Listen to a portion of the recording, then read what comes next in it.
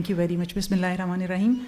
Distinguished guests, respected colleagues, dear students, and worthy panelists, Assalamu alaikum and a very good afternoon. On behalf of the Human Rights Chair, University of the Punjab, MCAP and Beacon House National University, I welcome you all in this plenary 3. The title of this special session is Empowering Communities Through Digital Inclusion. Among the guests, we have very distinguished panelists. Before starting, I would like to share the context. We live in a world that is full of divides: social, cultural, ideological, economic, and now digital divide. Living in a digital divide and yet claiming to be empowered. How does it feel?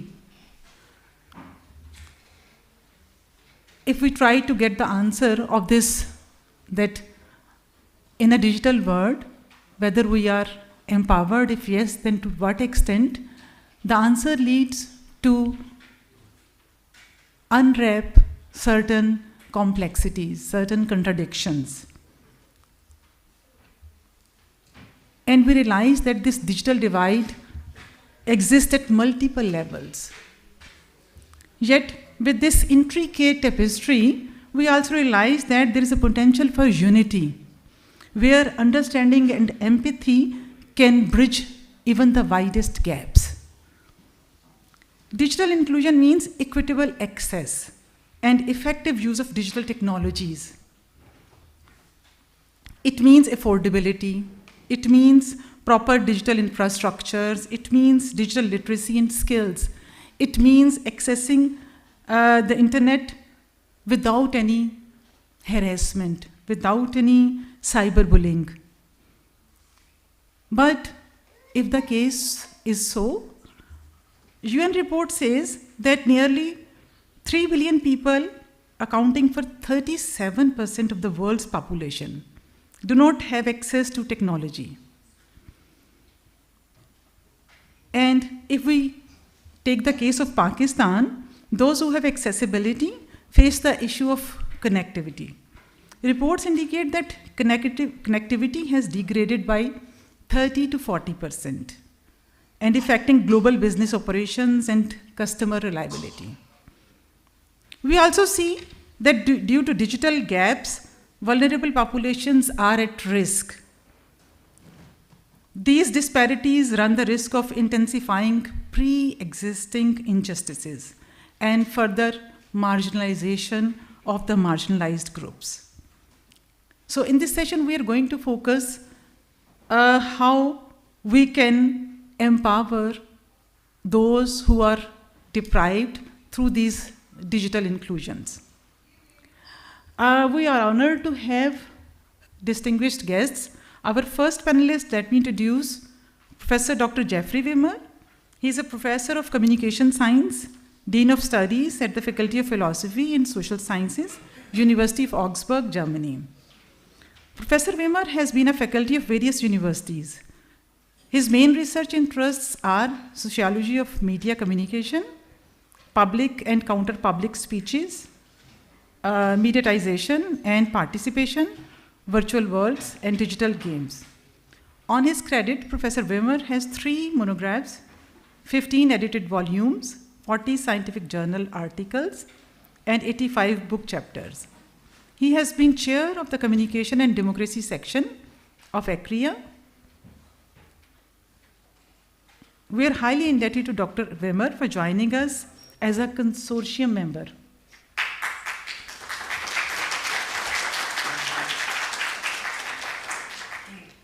Thank you, Dr. Wimmer, for joining us.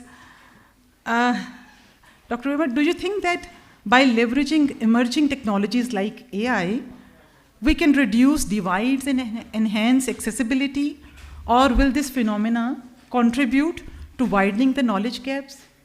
I would like to invite you here on the podium for the detailed presentation. Thank you. Thank you.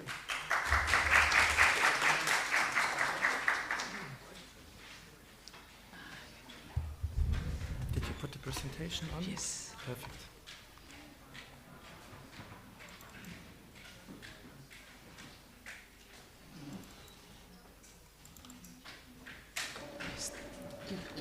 Perfect. How many minutes, hours do I have? 7 to 10 minutes. 7 minutes. I thought you were also saying about the days. 1 week. Excellent, inviting me here. I'm very grateful to speak to you at the end. And I'm talking about the future. I think that's a great way to start the last panel. Thinking about the future of media of the future.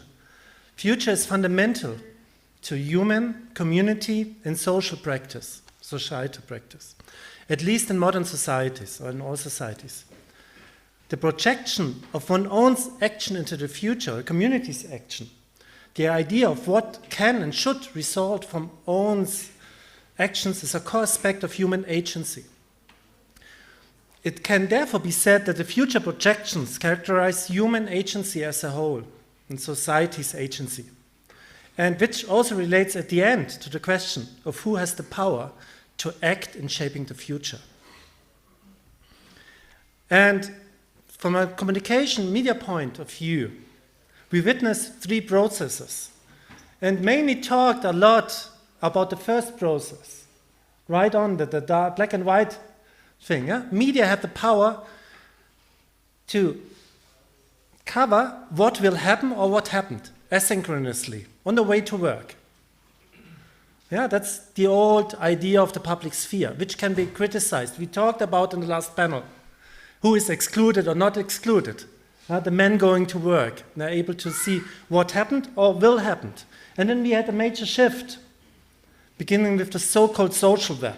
It's not that social, we talked about in the panel yesterday, Lee and Eddie, for example. And then that's a meme from the Pope audience, 2005, 2013. We see a shift from asynchronously to synchronously communication. The future is the presence.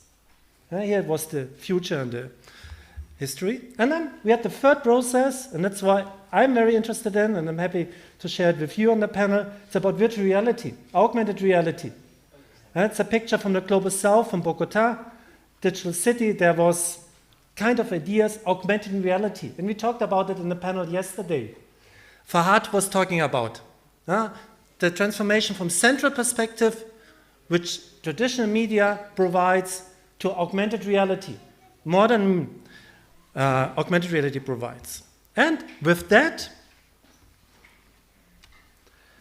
a lot of hopes were related to. Probably you remember this guy, Chris Milk, director from the United States, who said this in a TED Talk. It's an empathy machine, augmented reality. It may be a machine, but through this machine, it makes us become more sympathetic. It becomes more empathic. We become ultimately more human with augmented reality. We're able to share something, emotions especially, not only if we see something, if we experience something. And this could be criticized. Now, turning to this guy, even younger, 8 years ago or 7 years ago, he said, we're entering a new era. That's why he changed the name of his company to Meta, referring to the idea of the metaverse, as described in the book 92, famously, a cyberpunk book. And then that could be criticized. Is it really empathy, sharing? If you use augmented reality, for example, go to Haiti and then see what happens after the earthquake? Is it not only a spectacle? Is it really sharing empathy? And what is this telling us about the future? And you see here, and that's important because we see it right now. And I think Eddie talked about it yesterday, because now corporate institutionalized actors use the media to exert a massive strategic influence on the process of communicative construction of reality. For example, Google. They think about to give answers before you think about a question. That's also the role of algorithms. They tell you something before thinking. And these are futures that center on the idea of societies or communities in which digital media and their infrastructures not only play a constitutive role in the construction of future and community, but in which they're also seen as a central instrument for the transformation of society. So this idea is going back 150 years ago. Very strong. And this is, possible media futures are both open in the sense that no one can predict them with certainty, but they are limited because some futures seem more likely than others. They are not only constructed in the present, they also have specific functions in the present to enforce certain views of the world. And that's why they have to be contested. So we talked about it in the last panel. We are free to choose this future or not. Not only being consumers, we should actively be citizens and work on that. And this is a very hard thing. We talked about the idea of the community radio. Lee showed us a lot of nice examples from Venezuela, for example. It could be also Bolivia or Cuba. But related to, imagine how hard is it to create, and we talked about it in the last panel, to create own AI, to create own social media networks. Not talking about, to build up our own radio station seems now easier. In the 80s it was a hard task, but now it seems easy. But we should talk about to develop our own future, not follow him blindly. And in these construction of possible futures of communities and societies, media plays three roles. Firstly, as a means. For example, AI or big data. Big data had also the big hope, processing data to achieve a future. And they said in the last years that will be the end of theory with big data. You have a lot of data and then you can interpret. But we see theory is more needed than ever. Not abolish it. Secondly, media as symbol. Think about the idea, the vision we had of the Silicon Valley or electronic city of Bangalore or something like that. Media always is a symbol. That's why also Zuckerberg and all the others choose the metaverse. They want to symbolize something. Thirdly, it's a bias. For example, algorithms. The maturity established long-term possibilities of cognitive practice. And for that, they have a certain bias. People are excluded. Or something disappears. Childhood and television generation disappears. And also algorithms make a lot of things invisible. We were talking a lot about visibility. And something is visibility on social media. But a lot of things are not visible. And that's also very important in shaping the future. In this triad, the interplay of media of the future and the future of media is concretized.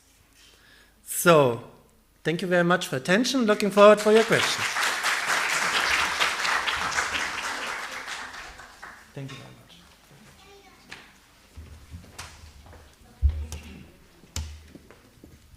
Thank you, Professor Jeffrey, for this interesting, insightful thought, future of the media or media of the future, where algorithms have got the power to make things, certain things, invisible.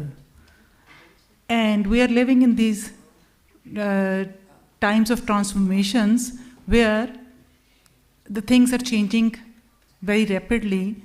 Now our universe is metaverse, everyday reality is virtual reality, and then augmented reality. Moving to the second panelist.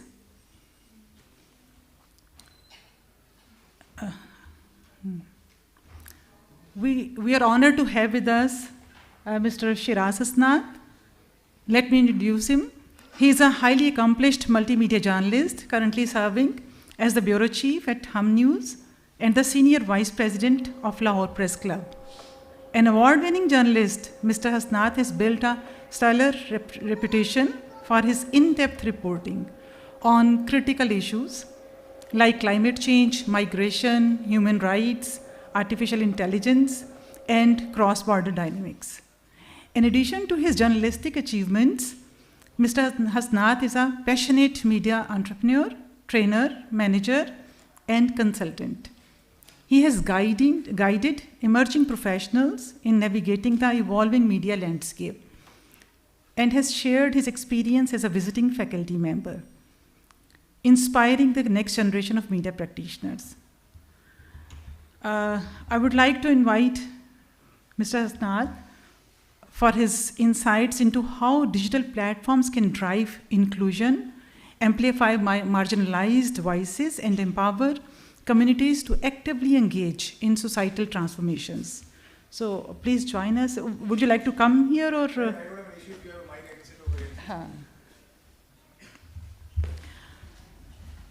I would like to focus you, if you can particularly focus on accessibility issue, and accessibility is not just the availability of the internet, it is also the design of apps, websites, and online content.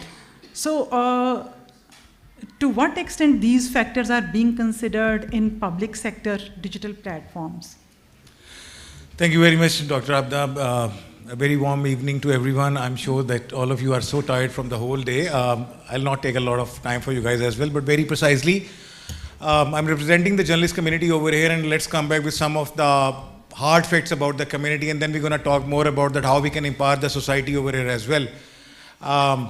As a Lahore Press Club, a couple of years back, we just did a survey, and we came up quite surprising that, what do you think that, what is the average earning of a journalist working in Lahore? Anyone has an idea about that? Anybody can share? Any thought? 25 or 35. Even the basic salary which the government has fixed for the minimum basic salary is 37,000. That is approximately $150, if I'm not wrong, somewhere around that. So it's approximately somewhere around 40,000. And even they are not so sure either they are getting this salary in time or not. You just name a couple of organizations which are paying the salaries to their employees, the journalists over here quite in time, but most of them are not. Coming back again, when we talk about that the media people, the media owners, they are investing into the infrastructure, but they are not investing into the capacity building of the journalists over here. Unfortunately, due to this particular reason, whatever the students which we are preparing for the media industry, you can just imagine, because majority of the academia person are over here, they can imagine that what is the biggest issue going on right now in the media departments over here in any university. If anybody, sir, anybody, what is the biggest issue you guys are facing over here? That's enrollment. Exactly. And why a couple of years back, just imagine yourself, that it was a queue, lines, and there were a lot of approaches. The people are reaching to you and requesting you to get enrolled into the media department, which is unfortunately is not existing over here. Now coming up with some rare example of the BNU, and sir is sitting very next to me, and then he's going to come up, because when we talk about the immersive media and the futuristic media, if I'm not wrong, please correct me into this as well, but either the BNU had taken an initiative for this as well, or they are just offering for this. But the price which they are charging for the degree is, I don't think so any ordinary person can actually afford it in the market so far. When we talk about the government or the public universities, again, unfortunately, they are lacking the basic resources. So what kind of material we are producing right now to being a journalist into this as well, and what kind of spaces are available for them in the market? That's one of the biggest dilemma which we are facing. Number one, when we did our graduation or the masters over here, we had a choices, either a newspaper, which further enhance or expand to the broadcast media, and then it's more about the digital media. You don't need anything. Can anybody please share that, what do you think, what is an average price of a national TV news channel license fee? Anyone has an idea? What is the national TV channel license fee price right now? Sorry? 3 to 4 million. Okay. Means 30 se 40 lakh, 30 to 40 lakh Pak rupees. Anyone? Okay, it's 34 crore rupees. Yes, it's 34 crore rupees, 340 million rupees, just a license fee of any news channel if you want to launch a news channel, and the feasibility falls between 3 to 4 billion rupees. So I'm sorry, it's no more a journalism for the service of the society. It's a multi-billion-dollar industry where they are spending. Imagine you can launch a lot of industry, you can do into a lot of other businesses in the market right now with that 3 to 4 billion rupees, which you are just investing to launch into a channel as well. And let's talk about how much you are actually paying for the YouTube to start your own channel. It's not even a single penny. You just need a cell phone or either any Wi-Fi from anywhere, and then you can start on. So that is one of a couple of reasons that the people are realizing, and I'm sorry, there is no gatekeeping. There is a lot of regularity body on us, including the owners, and whatever the business they are into this, we are supposed to follow that. If they're into the educational business, you can't file any story. So there's a lot of element of gatekeeping. So what kind of content we are producing, what kind of journalists we are producing, that's a dilemma over here. Coming back again, Dr. Seba, very precisely, I'm going to short it. So majority of the journalists who are working into the print media, they miss the train of the broadcast media, and unfortunately they couldn't opt the change in the medium. They missed the train and they are still existing over there. Same goes over there, that even as a Hum head, when I joined Hum like 7 years back, and I was the head of the Dawn at the time, we had a team of 55 in a regional office, which has been reduced to almost half, 22. And are we hiring the new people? No, we are not hiring the new people. So what these youngsters supposed to do? So the only option and choices, what do they have, is more about the digital media. And initially, there was a lot of funding by the US State Department and many of the, the foreign offices over here on the citizen journalism, which has also been reduced because it was more focused platforms. But now everyone who has a cell phone, they can be a citizen journalism, and a lot of people are producing a lot of content. So to some extent, the community which you are talking about, that is quite in a doldrum over here, because they are not being able to upgrade their knowledge. There are no resources available for them. They are even fighting for their bread and butter. So thinking something while empowering the society when they are not in power. Trust me, for example, like on the PACA Act, initially for a couple of days, we broadcast the story. It was on every channel. But when the government fulfill the tummy of the channels with the huge amount of the advertisement business, even we are not able to air the story for our own rights. And PACA is not about the journalists. That law is also for every citizen of Pakistan. But when we are not able to highlight our own voices, how could we become the voice of the voiceless? So ending, like, we really need to focus more on the journalist capacity building, and that is the only way that we can empower them, and then we'll be able to claim that we are the voice of the voiceless. Thank you very much.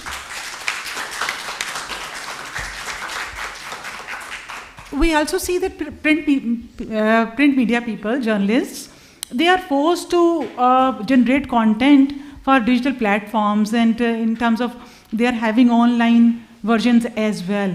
So they're facing this the pressure from the organizations, and they have to go for multitasking thing. So how do you see that this phenomena is also forcing them to be inclusive?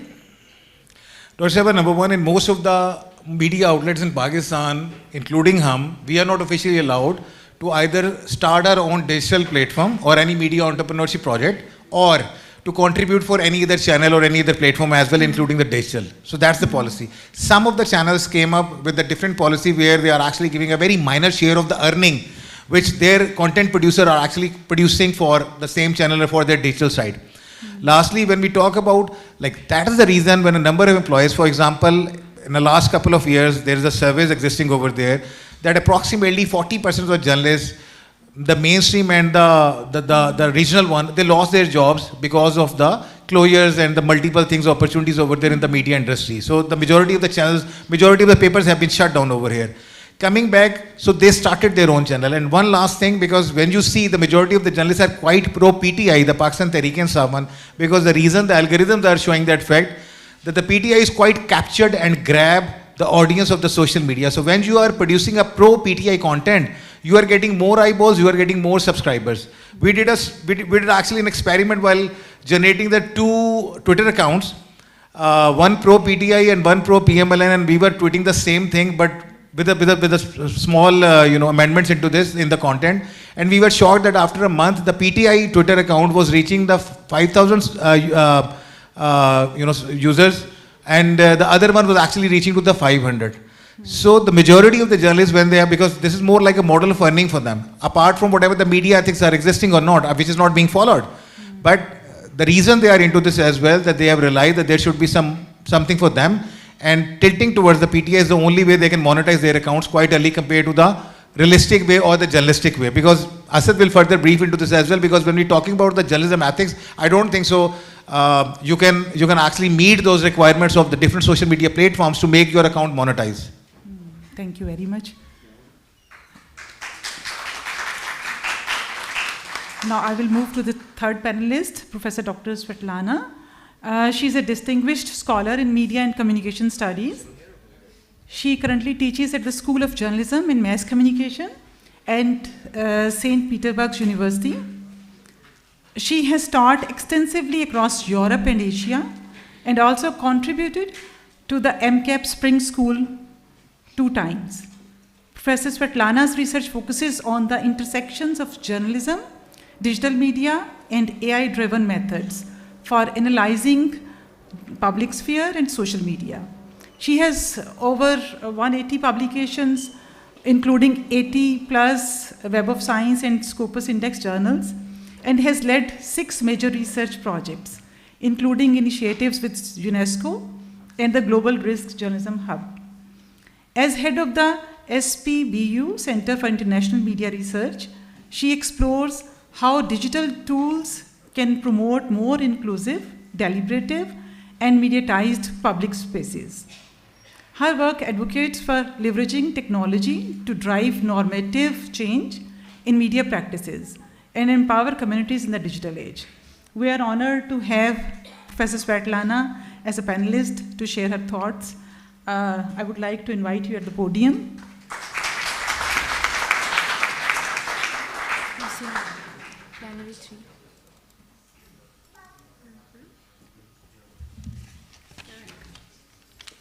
Yeah, so just here, right? Yeah. Okay, good. So, hello everyone. This is last but not least session, and I'm very grateful to be here, and I'm very glad to see again such a large students audience. This is always very heartwarming. I'll try to be very short, and from the visionary presentation number 1 to very practical, practice-oriented presentation number 2, I will go to a civil servant perspective, very interestingly, which I don't always do. I will bring a Russian example on, but I think it might be relevant to other countries, and we need to think about how our states strategically employ digital competencies and try, maybe not, maybe they don't try, to foster communicative competencies. Our tiny project within the Center for International Media Research is about communicative human capital in Russian regions. And unfortunately, there is no such term as communicative human capital so far. So we just published one paper because we discovered that this term has not been at all explored within human capital studies. There's a lot of writings about human capital being interlinked with regional development because it's seen as an asset of regional development.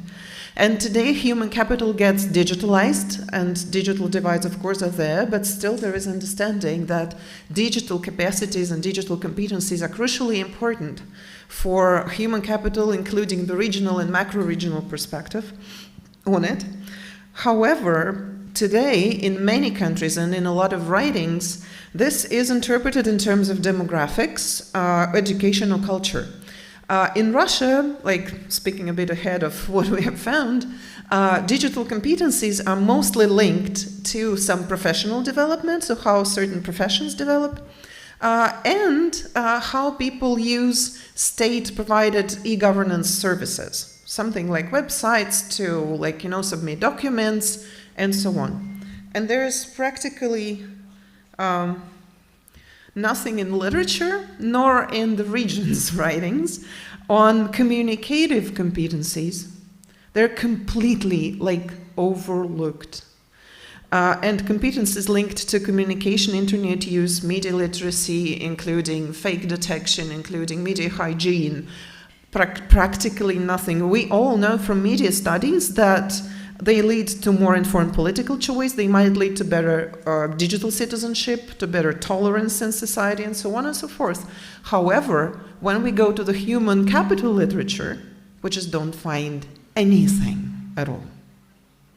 So we have asked two questions basically in terms of like practical research, but also asked like an overarching question: what should be theorized in these terms? How could we theorize communication human capital? And I am inviting everyone in this room to sort of have this in mind and maybe contribute at some point to thinking over this potential term and this potential approach. So we have asked in our project to what extent media competencies and communicative competencies are a focus of regional strategic planning in Russia, and how exactly are these media competencies and media communicative competencies, how are they conceptualized? Where are they put in terms of strategic planning? Are there threats? Are there opportunities? Are there problems? Maybe it's just so problematic that people don't want to talk about it. However, what we have found, something about sampling and how we did that. We so far have just gone through documents. So Russian regional strategies are documents. They're fixed. And some are long, some are shorter, starting from 80 to 1,500 pages. Each region has its own strategy, formalized, and the strategy is till 2030. So we wanted to look at how they are conceptualizing media competencies, and we've gone through sort of half of them already with qualitative analysis and quantitative qualitative analysis. And we have found zero. Just zero. Regions do not place communication competencies within strategic goals. Digital and communicative skills are not important per se. Digital competencies are mentioned, but they're playing an intermediary role. They're not the goals in themselves, and they're not conditions by themselves. They only play some intermediary role to reaching other goals of regional development. There's also a bit of infrastructural vision. If we provide the region with good access to internet, people will learn eventually how to use media, how to be very good in terms of limiting gadgetization. They will follow the rules of media hygiene. They will learn how to detect fakes, but this is not true, right? We all know this is not true. So this infrastructural vision is there in terms of especially television, access to television and access to internet in households, but then it stops. So we don't know why it's important. It's not seen from the strategies. It's just taken for granted that these infrastructures provide for better knowledge, for better informing, and for better connection to state services. Digitalization is not linked with other regional priorities, at least not linked well enough. Only several regions have taken the digital economy approach as the overarching frame for development, but it's very rare cases. And also the necessity of media education is completely disregarded, as if there were nothing, no one ever told them about it. And we've been speaking about it for decades already, in vain. It looks like we're completely detached from this. So media literacy, what media literacy? Crisis, what crisis? Despite the fact that on TV, practically every day, there's anti-fake programs, there's the discourse about how people get subjected to false information and so on, it looks like it's completely detached from regional strategization. We have discovered these 4 detachments of potentially described communicative competencies from digital economy, human capital, political participation, which we expected to be there, and overall regional development potential. So interestingly, digital human capital is seen as an important asset, but communication and media consumption is not its integral part. And it tells a lot about how governance is structured and conceptualized in Russia, but I think this might be the case that other countries also run into this, also have problems strategizing in terms of media and communication competencies.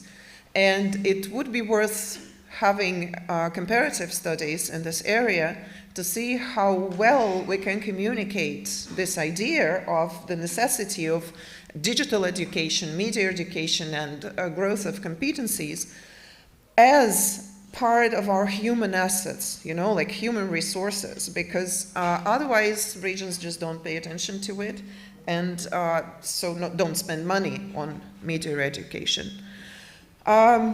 In the end, I want to wrap up by coming back to the idea of communicative human capital, because it might look similar to other Bourdieu's extensions, so to say. Information capital, technological capital, digital capital, they're all very close to what we need.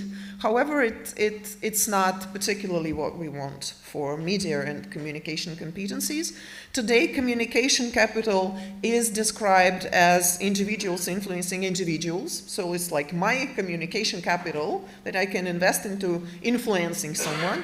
Or communicative capitalism, which speaks about digital labor and exploitation. Again, this is not what we need. So I am fostering this idea of communicative human capital for all of us, and I do hope we can work on this later on and double check how it sort of translates into strategic thinking of our countries. Thank you so much indeed, and I have a collaborator here. Thank you.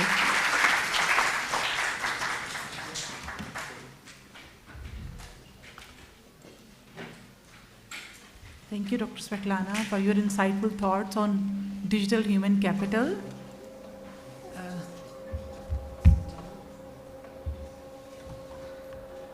So from Russian perspective, and when it comes to digital platforms and conflict, so conflicts significantly hinder digital inclusion by disrupting infrastructures, limiting access to technology, and also exacerbating existing inequalities.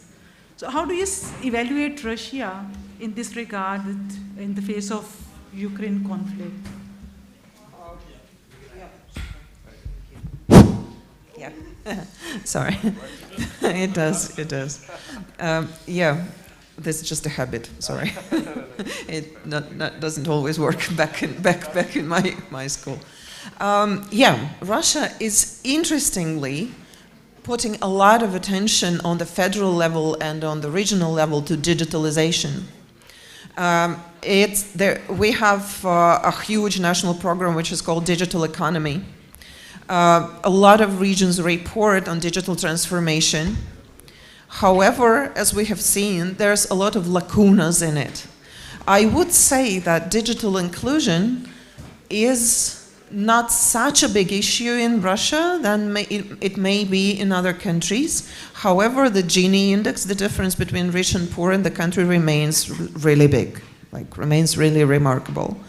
I would say that some indigenous populations are still living in the environment of previous technological decades or previous technological epochs. But this is actually up to them to choose today, because they have complete understanding that these technologies exist, and it's not that they don't have access to them. So I think it's not the problem of access anymore, at least for the Russian society and the countries around, I would say, also for Kazakhstan, for Belarus, something like that.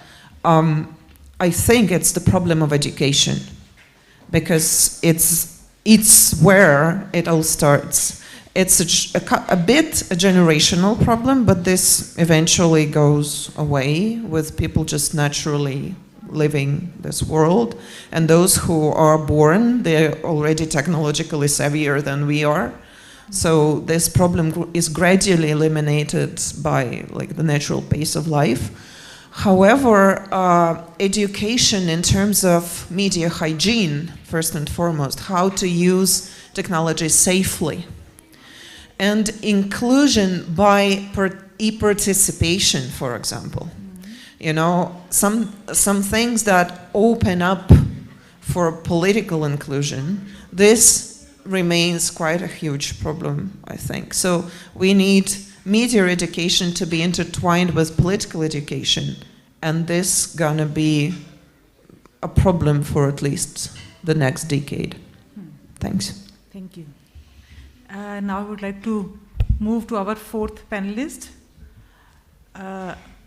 We are honored to have Mr. Asad Beg with us. He is a journalist, tech innovator, and media strategist dedicated to reshaping Pakistan's media landscape. He is the founder of the Media Lab, Pakistan's first incubator for tech-driven digital media startups, and Media Matters for Democracy, which is a leading media development and watchdog organization.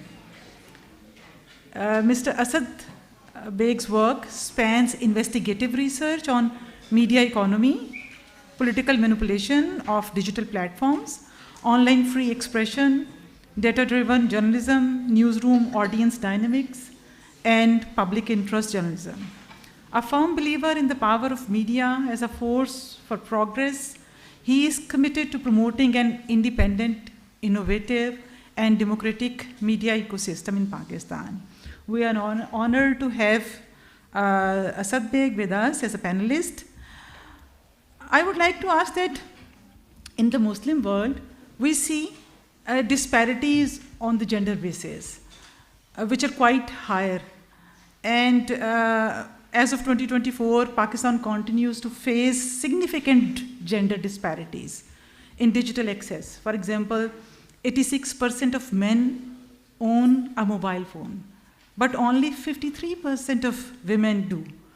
So this is highlighting a considerable ownership gap. There are stark differences in smartphone ownership as well. And mobile internet usage is also showing the same kind of disparities. So these figures emphasize the urgent need to address digital gender inequalities. What are your suggestions to overcome these digital gender inequalities? Can I come there? It's just easier for me to talk. Yes, sure.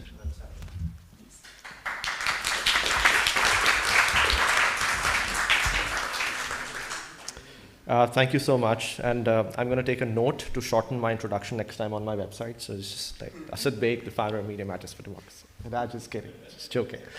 Okay. I have quite literally deleted the notes, the very extensive notes that I took, looking at some of the faces. And I can assure you I am as tired as you are, because lunch sessions, post-lunch sessions are really heavy. So I'm going to keep this very simple, and I'm going to try to make a little bit of a sort of a fun exchange with you as well. Before that, I think building on what Jeffrey said, just very quick story. So Shiraz, with your television channel, I did quite a lot of television programs on highlighting and covering the Cambridge Analytica incident when it happened in 2018. Right? After 3 programs, the producer in Islamabad bureau, he called me that we are not going to do any more of these programs. I was like, why? Like, because the last 3 programs that we have done, we've only received about 20 views on Facebook, as opposed to about 50,000 average views that they get for every single video that they upload. And we investigated and found out that apparently Meta, or Facebook at that point, was specifically targeting the word Cambridge Analytica wherever it appeared, and it was trying to make it invisible on the timelines of the people. Now, the biggest lie that we've been told, and this is, I firmly believe in this, the biggest lie that we've been told in our lives is that internet is neutral and internet is the great equalizer. Or at least as we know it, that's not what the internet is. It's supposed to be that, but it's not what the internet as we know it is. Now we talk about access, right? So we talk about access in terms of numbers, and you gave some numbers, which is very interesting and also very shocking, right? Similarly, whenever we talk about, as a person who's advocating for digital rights in Pakistan, whenever we talk about numbers, the government people, they give us numbers. Oh, look, we have 193 million people subscribed to the mobile phone connections in Pakistan. I was like, great. That's 193 million people. We have more people in Pakistan using internet and mobile phones right now than the people who have access to clean water in Pakistan. Can you imagine? What more do you want? That's crazy. But the reality is far, far, far from it. A quick question specifically to the women in this room, right? You just need to raise your hands to respond. How many of you are feeling absolutely safe when you post your pictures online? My daughter has raised her hand. Okay, how many men feel safe when they post pictures online? Clearly, more men feel safer on the internet when they're posting their pictures, right?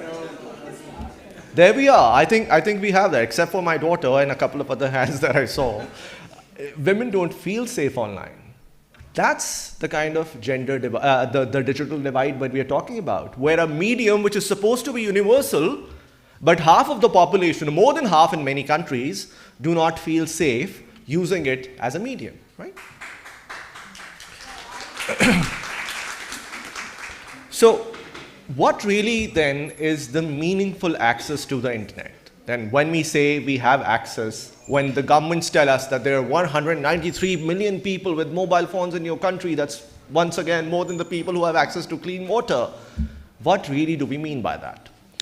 We mean an internet or a medium where people who are vulnerable, women for instance are vulnerable in Pakistan, right? And most of South Asian countries, right?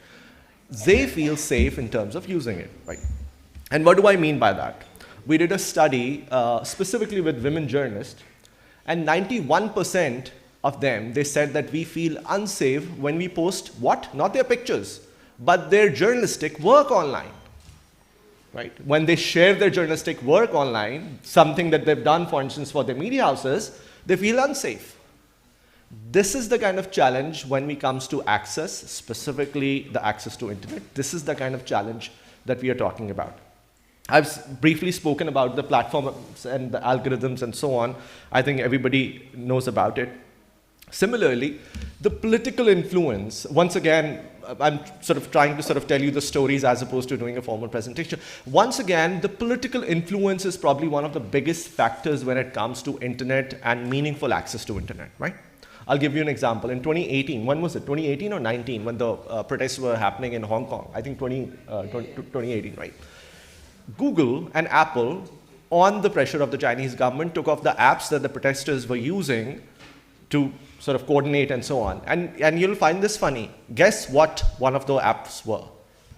Any ideas? One of the apps that they took off?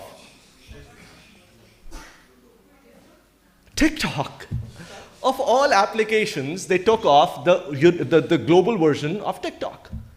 Now, why was that? And the best part is that none of these applications, including TikTok, in any way or manner, creating a violation of the code of the conduct or the community guidelines of the platforms, right? So why were they taken off? So this is the kind of political influence when we are talking about. So you combine all of these three things that the platform, the algorithmic amplification, number one, the gender divide that we talk about on the internet, and three, the political influence. So these are, I'm not saying all the factors, but some of the factors that affect inclusion. Once again, trying to sort of wrap up.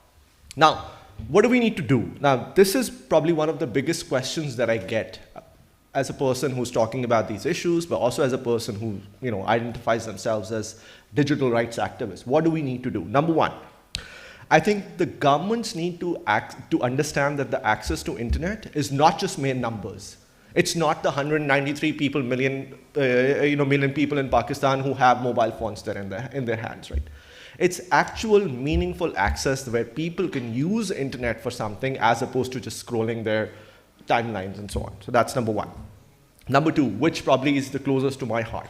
Tech companies, they need to stop designing the internet merely for profit or profit-taking purposes, which they do right now, right?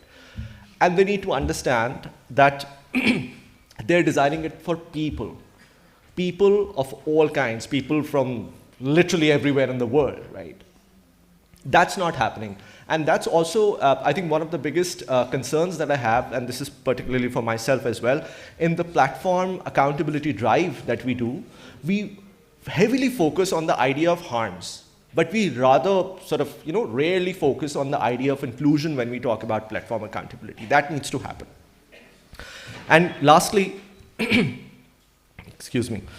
Lastly, we need to stop seeing the connectivity merely in terms of numbers, because this is where we take the argument, we take this debate into basically a closed-end street. Because we don't have anything to say when somebody tells us, oh, you have 193 million people in your country using mobile phones. We don't have an answer for that. And that's because we are taking this debate of access on the turf of the people who do not want to actually have inclusive access to internet. Right? So we need to understand that the access is much more about a lot of other things as opposed to numbers. And we need to focus on that idea that access is inclusive access, otherwise it's not access. Thank you.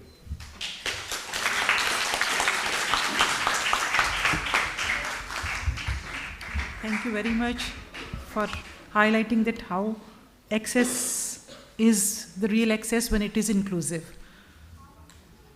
Now we'll move to the last panelist. We are honored to have with us Mohammad Naveed Asim. He's an assistant professor, immersive media expert, and head of BNU Connect. With more than 15 years of industry experience and 6 years of teaching experience, he's promoting a collaborative learning environment. Holding an MSc in digital visual effects from the University of Kent, UK, and a degree in computer science, Mr. Naveed is dedicated to bridging the gap between academia and industry. Through BNU Connect, he has promoted interdisciplinary collaborations, shaping future leaders in media and creative industries. He has also contributed to the development of graphic design curriculum. He is shortlisted among 8 finalists in the category of the Most Innovative Teacher of the Year award at the Times Higher Education Award, Asia 2025. He is chosen from over 500 entries submitted from universities across Asia, and he is the only Pakistani who got this honor. So we are privileged to have Mr. Naveed Asim. Thank you very much.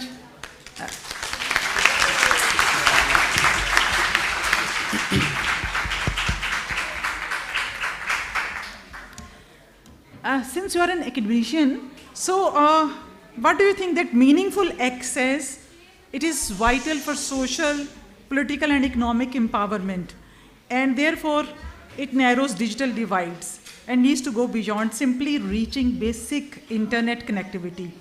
So as an academician, what steps do you think should be taken by academia to promote this digital inclusion? Well, thank you, Dr. Abda. One thing that I'm the last speaker of the last event here, so quite under pressure. One thing that Shiraz mentioned earlier, this education is quite expensive, especially the immersive media degree program here at BNU. I just want to clear this, we offer 100% scholarships, merit-based scholarships, need-based scholarships. So if there is a student out there who actually wants to learn this skill and this technology and wants to join this program, he or she is really welcome. All they have to do is just apply and come to us, and we are certainly going to interview them and offer them. As one Urdu poet says, कि एक दीवार की दूरी है कफस, तोड़ सकते तो चमन में होते. So it's about their effort, okay, and their will to do these things. Many things have been said about immersive media and all that. As Jeffrey has mentioned, the empathy machine, right, earlier. This is the most fascinating thing about immersive media, actually. Not the empathy machine, but through immersive media and particularly through virtual reality, by creating all these experiences, we can create empathy, actually, to promote empathy. How we can do that? By the immersive storytelling, we can place you like actually inside an experience. You know, it's not like you are watching something on screen. You're not reading about something. You're actually experiencing something, okay? no doubt this all equipment is quite expensive. It's not in everyone's reach. But we can do, and what we do here is we actually train our students to tell the stories of all those marginalized communities, all those who do not have access to this. Like recently, one of our students, he produced his final year project. There was a 360 VR film on alternate dispute resolution. It's a completely different judicial system in rural Pakistan. So through VR, you could actually experience, you are actually there, you're sitting there, and you could actually look around, see what is happening, what those people are experiencing, what are their thoughts.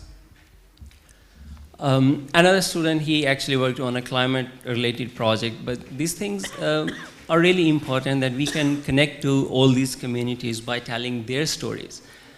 Important thing is that if we can empower them, by empowering them is, we can train them, and certainly this equipment is really expensive, it's not in everyone's reach. But our students are actually learning these skills, and they're going out and recording their stories, creating experiences for those people, and then sharing it with the world. I guess that's it. I wanted to keep it actually very brief. Or is there anything I can add to it? Thank you very much. You are doing brilliant work.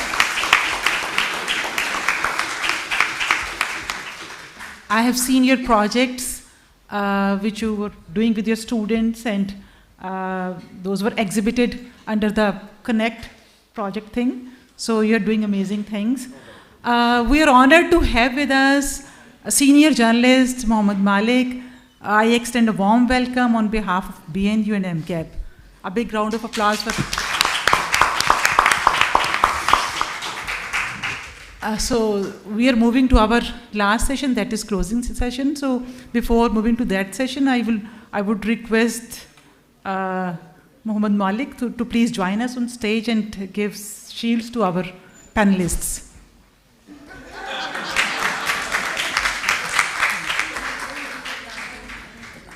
I'm just a reporter. Now I will request Sir Shiraz Asnad to please come on stage and give shield. Beta koi hai nahi shield ke liye?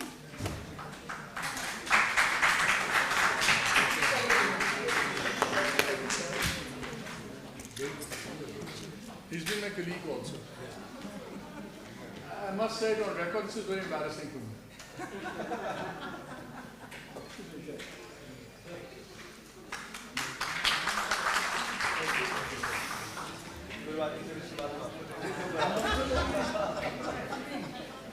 I will request Mohammad Naveed Asim to please come over stage and receive your shield.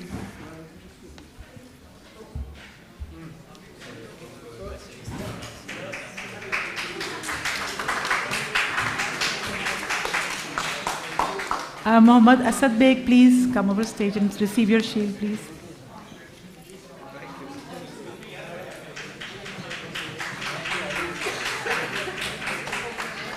Professor Dr. Svetlana, so please come over stage.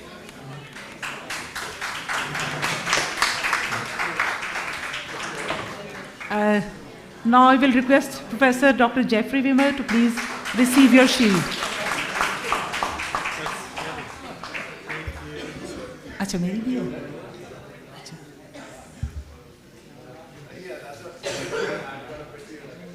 आप announce कर दो so now I will come to receive my shield.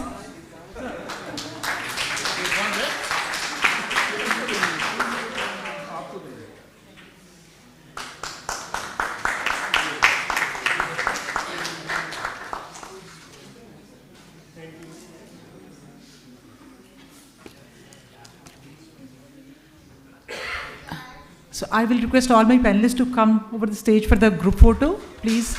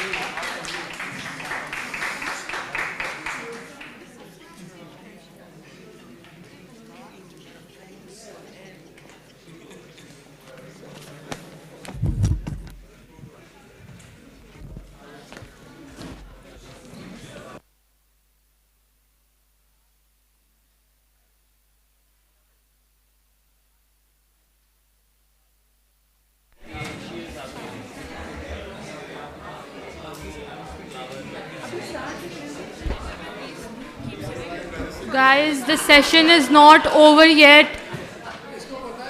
Guys, the session is not over yet. Please settle down.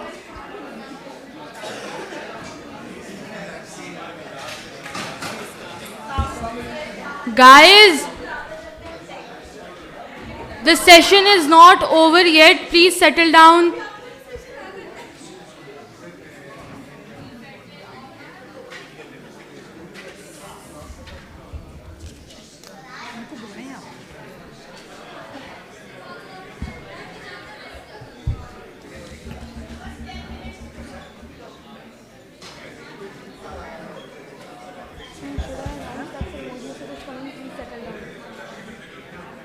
मुझे किसने क्यों कहा कि बंद करें खत्म करें इसको क्लोजिंग सेरेमनी तो है ना हाँ क्लोजिंग के लिए कहा इसको वाइंड अप करें नहीं क्लोजिंग सेरेमनी साथ ही शुरू होनी है चाय नहीं नहीं इसके बाद ही चाय है नहीं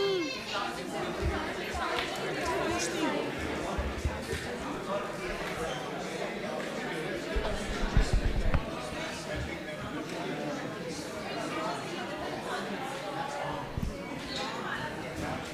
Guys, please settle down. Sir Mohit ने आकर देखिए खाली ऑडिटोरियम देखना ना हमारी People in back, please come back to your seats.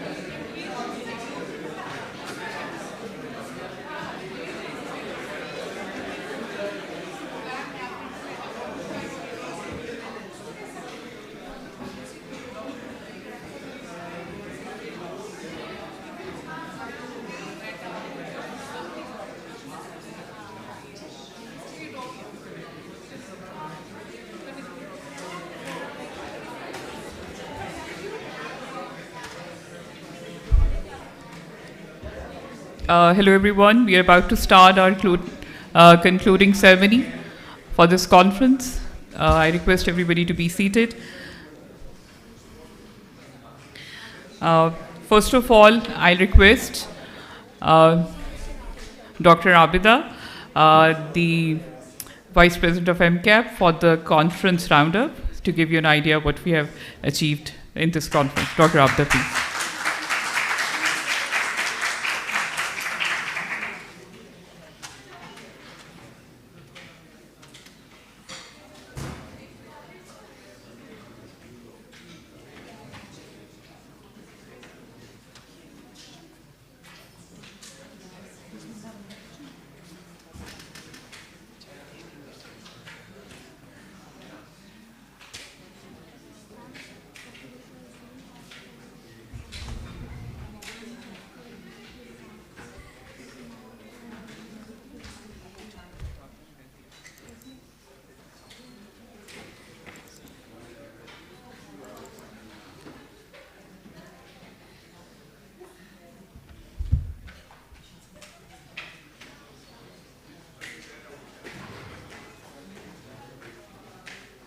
हाँ इसको ज़रा देखिएगा. बिस्मिल्लाहिर्रहमानिर्रहीम.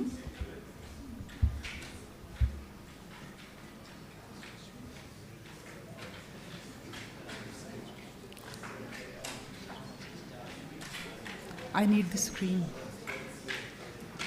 Screen चाहिए मुझे. Screen.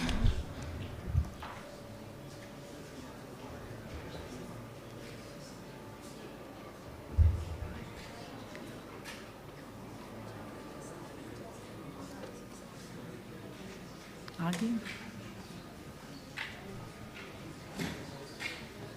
We'll start with the VC speech. After you can continue. हाँ तो ये तो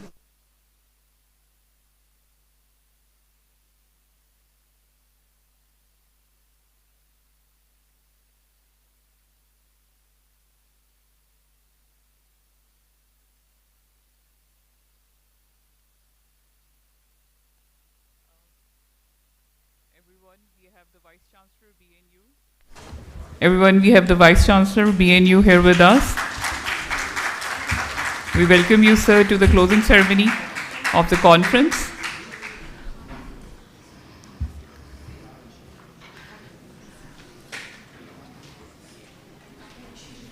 Yeah. We are very delighted to have with us, and we welcome Mr. Anthony Kaur from UNESCO. Welcome to the conference, sir. Now I'll request Dr. Mueet Yusuf to please come on the stage.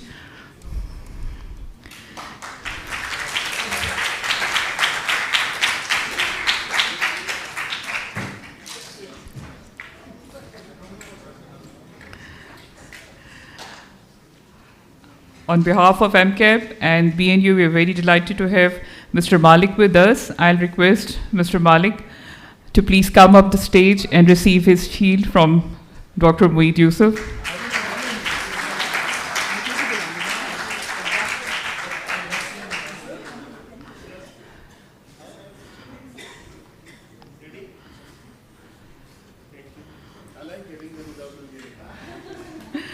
We are very delighted to have President MCAP to give us the round of the conference. Thank you so much, Dr. Abd. Please, sir.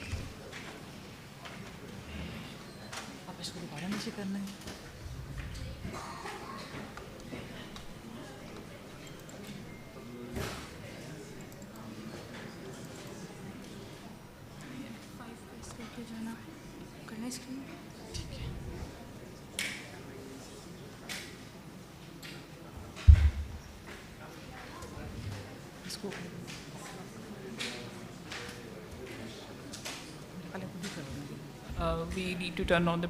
Thank you for turning off the lights. Thank you. Bismillahirrahmanirrahim. Dear audience and very dear students, Assalamu alaikum and very good afternoon. On behalf of MCAP and BNU, I welcome you all to this closing session. The conference was organized in collaboration with UNESCO, Diagnosco, HRF and BCPR.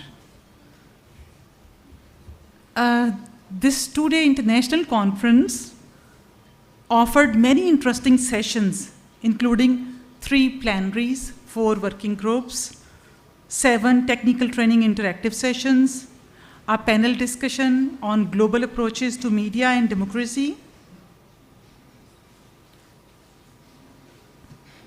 and a parallel session on career counseling.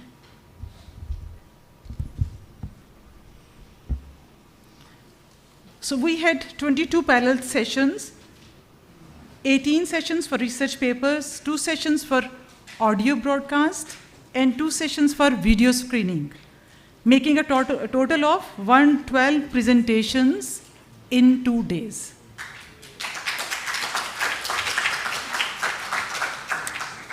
The themes of the plenaries were regional information challenge, role of media literacy in building connected regions. Plenary 2, critical engagement with entertainment media, building bridges through screens. Plenary 3, empowering communities through digital inclusion. Besides 3 plenaries, 4 parallel sessions of working groups were scheduled with the focus on A, navigating the digital frontiers, balancing media literacy, digital rights, and emerging cyber laws.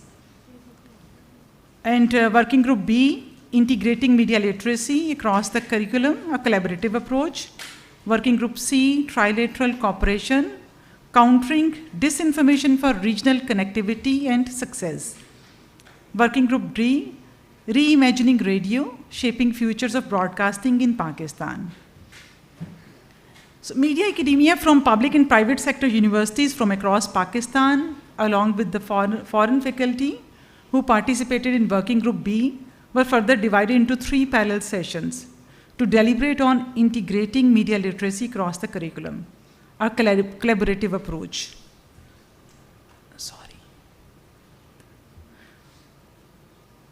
So the sessions focused on 3 points: exploring strategies to integrate media literacy into the curricula, promoting critical thinking among the students, and preparing students for today's evolving media landscape.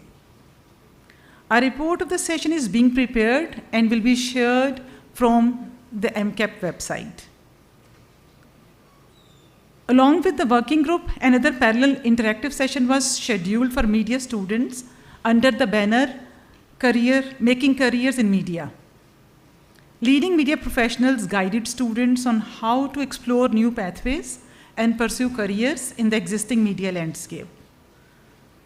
This year, MCAP introduced a new thing that was technical training interactive sessions, which was the idea of MCAP President, Dr. Bushra Amidur Rahman. So 7 parallel sessions were scheduled on the following themes. Yes.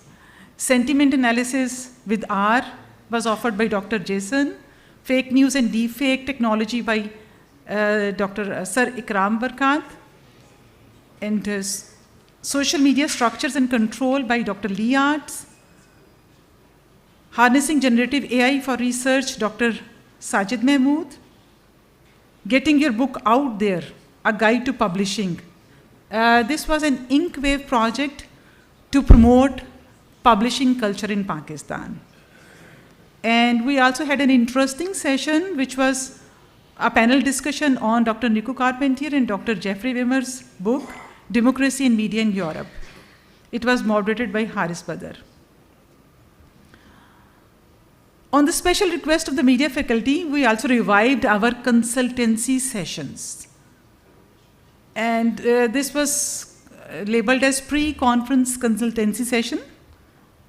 Those were scheduled for 8 different topics, and the topics included impact factor publications, writing research proposals, winning international grants, teaching social advocacy effectively, issues in curriculum development, strategic publishing, abstract writing for international conferences, research from the perspective of Global South scholars. So the conference brought together contributions from a range of public and private sector universities. There was a tremendous response to our call for papers.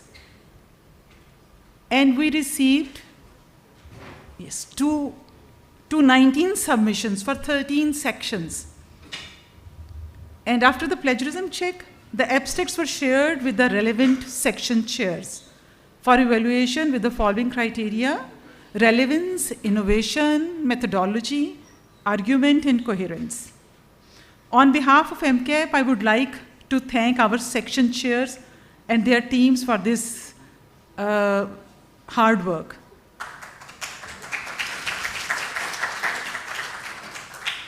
So talking about the research papers presented in parallel sessions, this time we received the majority of abstracts for our digital media section. And while we received just one submission for media and education section, which was later shifted to another section. Talking about theoretical frameworks,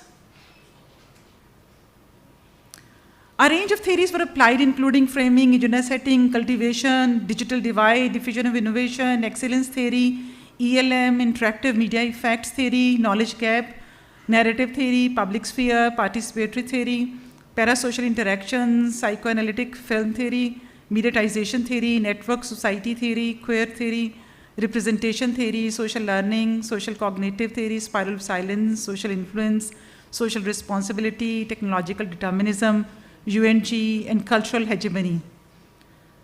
With reference to our research methods, so the repeatedly used methods included survey research, qualitative interviews, content analysis, focus group discussions, and thematic analysis.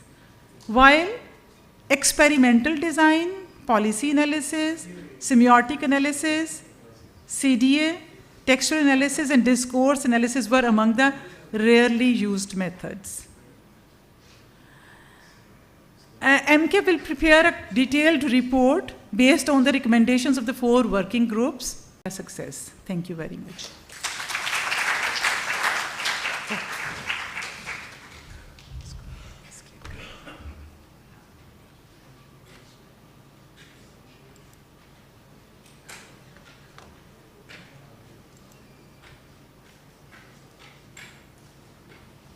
Thank you very much, Dr. Abda, for the detailed roundup. We are very lucky to have Mr. Malik with us. He's a seasoned Pakistani journalist, currently associated with ARY. Sir, we would like to have you on stage for your views. Please welcome.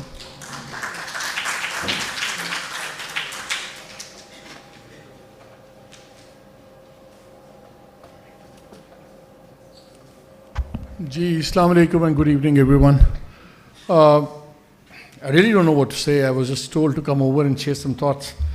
I had my laptop. The good news is I had my laptop and a little talk in there. That's the bad news, actually. The good news is it just crashed on me.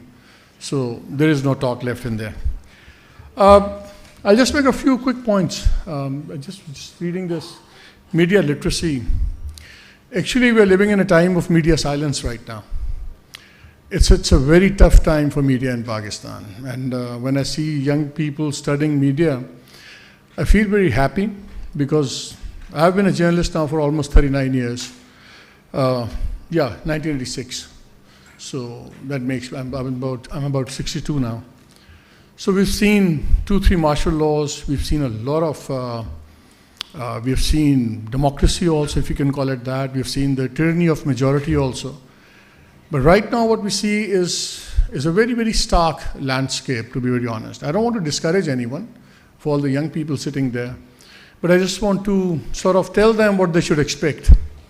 There's a journalism that you're taught in universities and academia, they talk to you about, and there's the ground realities. What's the ground reality right now? One of my colleagues is on a forced leave. I think I might have to go on a forced leave in the next week or 2 weeks if I don't get picked up before that. That's the reality of the world right now. You see these PECA laws coming in, absolutely absurd is, to put it more mildly, ridiculously criminal laws. A crime is being committed in the name of law. I mean, I'll just give you 2 examples about the law that we've been told it's so good for Pakistan's media, and they're using the right reasons to bring in the wrong laws. They're saying, yes, it's It's a lawless territory, the social media. Or I agree, there's a lot of ridiculous stuff over there, but there's a way to deal with that. But in the gap of that, the laws that are being made, it means that you don't have the right to think or express yourself. And that right is going to get taken away even more now, legally actually. First, they had to resort to illegal means to silence media. Now they have the law on their side. 3 examples I'll give you about the law if you have not studied it. One is they have criminalized the law. Defamation is now criminalized. It's a cognizable offense now. So that means if you go and you file an FIR against me, I can get picked up by police. Now that has not been described. What constitutes an efficiency? That means you didn't put Malik in jail, so you're inefficient, so you go home. So that's the kind of laws we're having. There are no appeals, there's just one appeal. If you commit murder in Pakistan, you get 4 appeals. If you commit media, let's say you're an overexcited journalist, you just got 1 appeal, and that's in the Supreme Court. And that will go now to what you call the constitutional bench, which are being headed by hand-picked judges. I was the unfortunate man who broke the story who's going to be appointed. Justice Aminuddin Khan would be appointed the head of the constitutional bench. And the government came down on me like a ton of bricks. And he was there. He shouldn't even be in the Supreme Court, let alone heading a constitutional bench. So now, when a journalist does something which is unsavory for the government, he only has 1 shot. And that is for his petition to go to the Constitutional Court, which actually is it is not a shot. It's you know what's going to happen there. So this is the kind of world we are living in right now. I really don't know what to say. When I started journalism, those were nice days. Anybody who didn't get a nice job, he became a journalist. Because at that time, there was no minimum qualification for the job.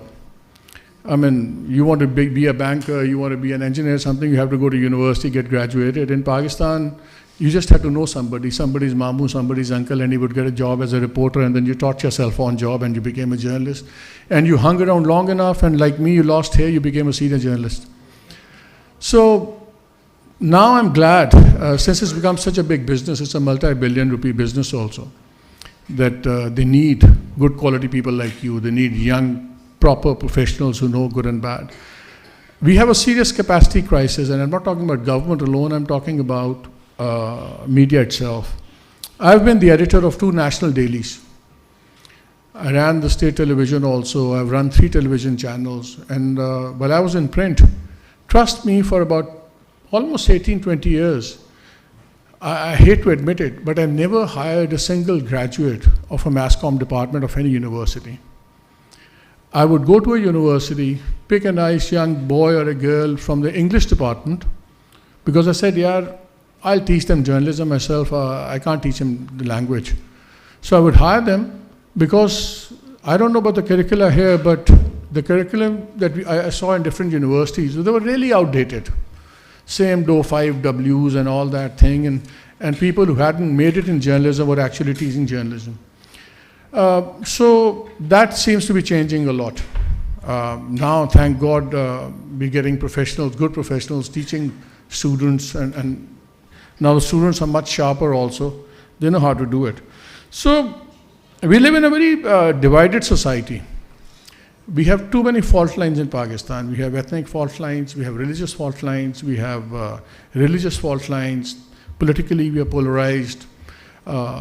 Intolerance is the new thing. I mean, I've never seen the society become so intolerant the way it is now. I'll give you one example even in politics. If I stand here and I don't abuse Imran Khan, they'll say I am a Patwari or I am a PMLN lackey. If I stand here and I abuse Imran Khan, I have to abuse one of the two to be taken as a serious journalist. Balanced journalism is dying a very fast death in Pakistan because it's not popular. It's not sexy enough. And unfortunately, the way things are doing, they're forcing people to be either or.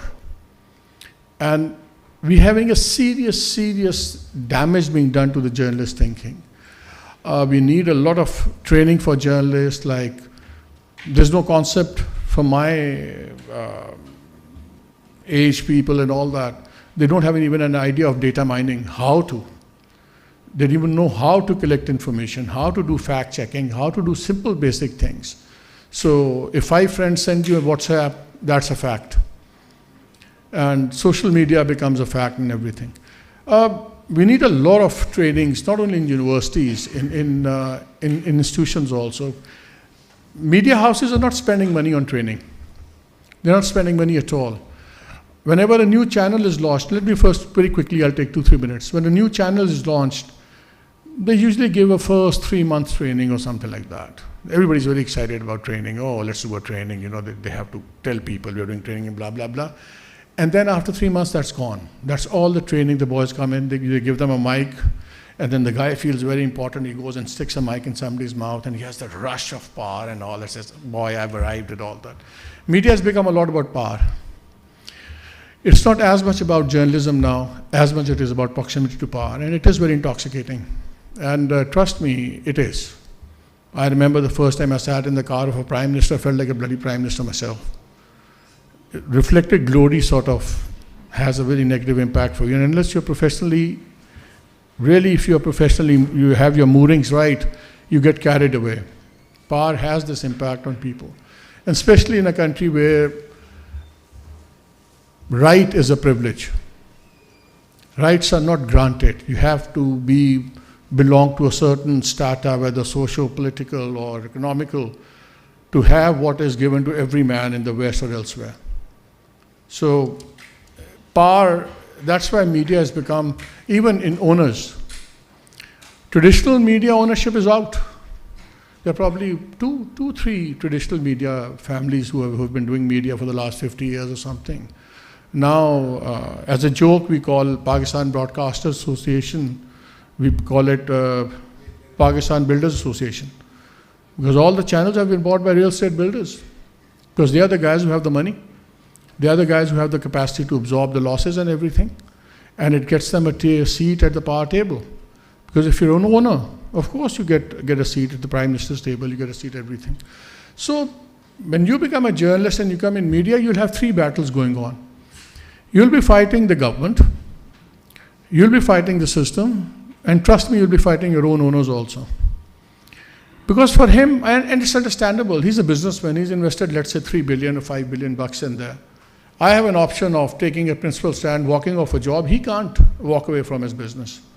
So their compromise level comes very early. Our compromise level comes much later when our families are threatened and things happen and say, okay, I can take it or I can't take it. I'm not scaring anyone away. Seriously, I'm not scaring anyone away. But I want to see you to take journalism without the gloss. People see me as an anchor. Why do anchors have it so good in Pakistan? Because people are living their lives vicariously through us. They want to blow somebody to smithereens, they want to abuse them, or they want to really slash them down. They can't. The system is stacked against them. I get away with it. I call a minister, I call somebody, and then I slash him on television, you know. You guys don't know, I might be having tea with him later and joking about it. But on television, it's a very public show going on. So for us, we have a disproportionate importance that has been given to our office. I mean, I have never enjoyed power, even as an editor of 2 national dailies, the way I did as an anchor. It's a very good feeling. It gives me a sense of security in this country. Trust me, I would rather go to jail than stop being an anchor. Because being an anchor might go to jail once for saying something against the government. If I'm not an anchor, probably I'll go to jail at every traffic stop. So if you do the odds, they tell me to stay on. But this is not the reason we should be journalists. The reason should not be for us protecting ourselves or our families. It's about protecting the system. It's about protecting the entire society. And I lost my thing. But, you know, last night I was reading once again. It was part of our school curriculum. Great Expectations, the famous novel, Charles Dickens. So I was reading one paragraph and it just sort of stuck in my mind, so I just penned it down. Thank God I didn't put it in the laptop, or it would have gone. But I'll just close with that, because it's very important. Why we feel so much anger, why we feel so much thing. You know, I'm sure quite a few you must have read that. You must have been forced to read it in school. Pip says, Pip was the character, the main protagonist. He says, in the little world in which children have their existence, there is nothing so finely perceived and finely felt as injustice. And that is what we feel in Pakistan, the sense of injustice in so many things. Because the strong perception hota hai na, of this perception of manifest injustice, it applies equally well to adult human beings also. We know we don't live in a perfect world, but we think most of the injustices are remediable. They can be fixed. And this is what media does. We try to expose, the government tries to hide, so that's a natural animosity there and everything. So all I'm saying, it's a very difficult time to become a journalist, but at the same time very exciting. It is very exciting. You just have to have a little thick skin. You can't be a journalist or a media person if you're a normal person. It's a fact. You have to be, something has to be quirky up here. My father was a very successful businessman. My eldest brother was a bureaucrat, senior bureaucrat. The one after that was a captain in PIA, and the third one was a banker. My father didn't talk to me for 1 year when I became a journalist. And he said I was like the black sheep of the family. What's wrong with him? Why has he become a journalist and all that? And then it took him a couple of years for him to accept that.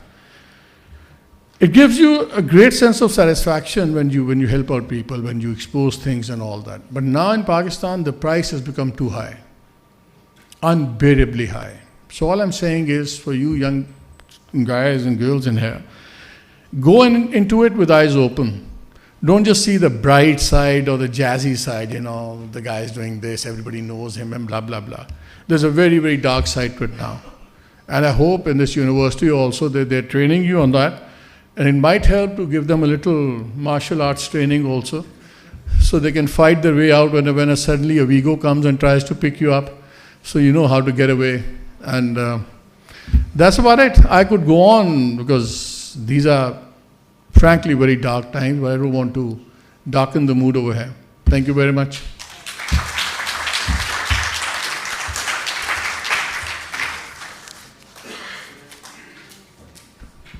Thank you very much, sir. We'll request you to remain on stage for us. Thank you so much. We have our international speakers from different parts of the world. Just to share their experience of a Pakistani conference, I'll request Dr. Liaz first. Dr. Lee, please.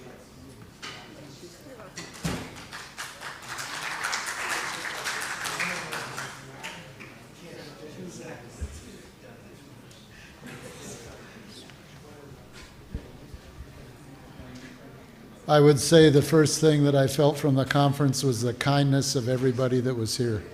And several times I even said, "You're too kind," and people looked at me. That's not possible to be too kind. I also want to thank our final speaker, because it expresses to me what this whole conference was about. It was about questions of justice. It was about questions of equality. It was about questions of media and how media can be used for the common good. So I really appreciated your closing remarks. I think I've used up my time.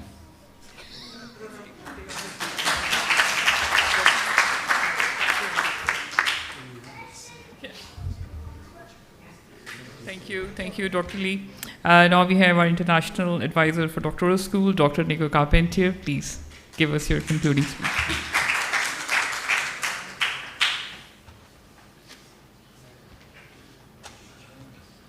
I think I should check again. You're still okay? Still awake? No, you're not. You're dead. Please stop. Go away. I think that's my 1 minute. But anyway, there's one word, always easy, but very well meant this time thanks. Thanks to all of you for being here, for being with us, for being with each other. Thanks to MCAP, BNU, but also UNESCO for arranging for these meetings. I think they're always fruitful, especially keeping in mind that the title of this meeting was about bridging divides. The notion of the bridge is a wonderful metaphor. It's also a very problematic one because it suggests that there's only two sides. Right? They're not. There are multiple sides. We're all different in many different ways. And it was, for us, coming from abroad, always fascinating to be exposed to the diversity of Pakistan, and not just the singularity, not just the one, but the many. And that's one of the reasons why I'm grateful. The metaphor of the bridge is limiting in that sense. And I think we always need to complement it with another metaphor, the metaphor of the square. Because the square has many different entrance points. But the bridge is important because sometimes we are truly divided. Sometimes there's a truly important gap between us. And for that reason, I want to teach you a new word. Remember the bridge, the square?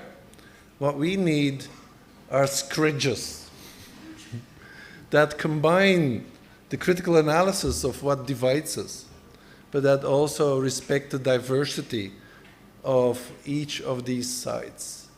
And if we want to overcome the challenges that were pretty properly explained as part of lived experience of journalists, we need to keep these scridges open, both nationally but also internationally. We need to communicate, and we need what I would call, and allow me the little word play, and then I'll go away.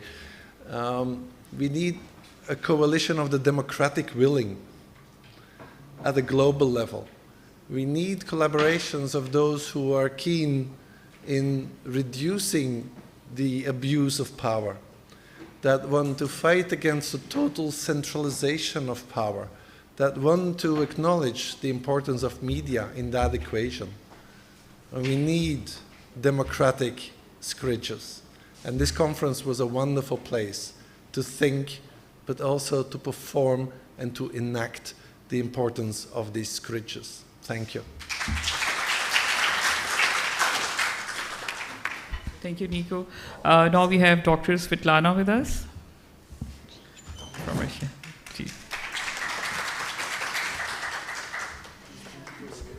A wonderful new word. Thank you, Nico. It reminds me of Scrooge, though. Let's not be the Scrooge, but the Scridge in ourselves. Being here for the second time and serving for both the doctoral school and the conference, I find this experience more and more inspiring. I am here like at home, and this is absolutely true. Otherwise, you know, I wouldn't be there probably for the second time, and I regret not being there last year. So, in order to wrap up what was said from many viewpoints, I think that today there's many similarities where we don't expect them to be. Interestingly, the turbulence in the world that we have today allows us to rethink a lot of basic concepts, seeing how they're cracking, actually, how they don't allow for analysis anymore, and how we face the same troubles in many countries and the same gaps in our thinking, in our strategizing, in our polarization, and how many gaps we actually share if we look at the countries in comparative perspective.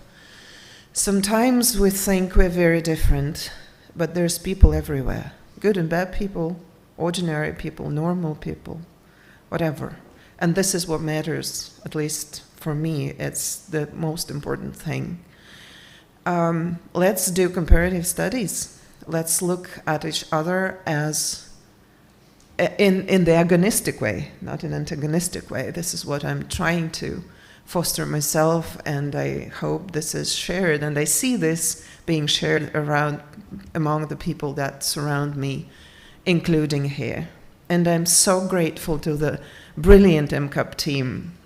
I am so warmed and welcomed and hosted and even caressed all the time. Thanks a lot. This is very touching to be here, and this is to be remembered. Thank you.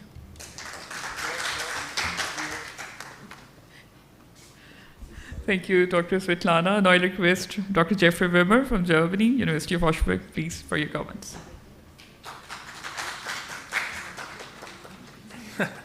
The hardest thing to speak after Nico and Svetlana, so keep it short. So, you asked me to talk about what I learned from the conference.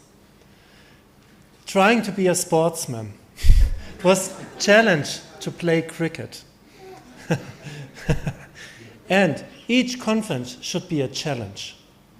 So I'm very exhausted after the 2 days, as you are exhausted. And I think we did our best, being very eager scientists, researchers, journalists, and to talk with each other. And being here 2 years ago, I think you even exceed yourself in the 2 years.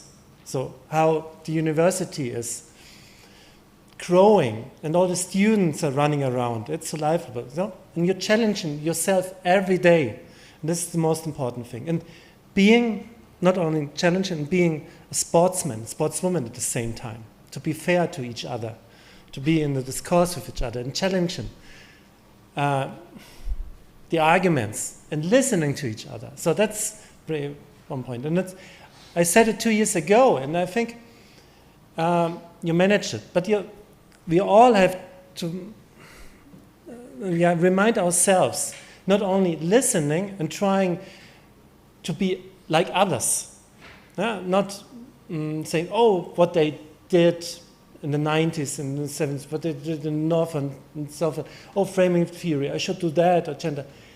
To be eager and develop your own perspective, and to be proud on your perspective, and to be innovative. So the world should learn from you, and you should teach the world, and you do it. MCAP is doing an excellent job in doing that. And you should keep on for the next 10 years. So, thank you very much for inviting me. Thank you, Jeffrey. Thank you so much. Now we have with us our energetic Dr. Jason from US. Please come and give us your views.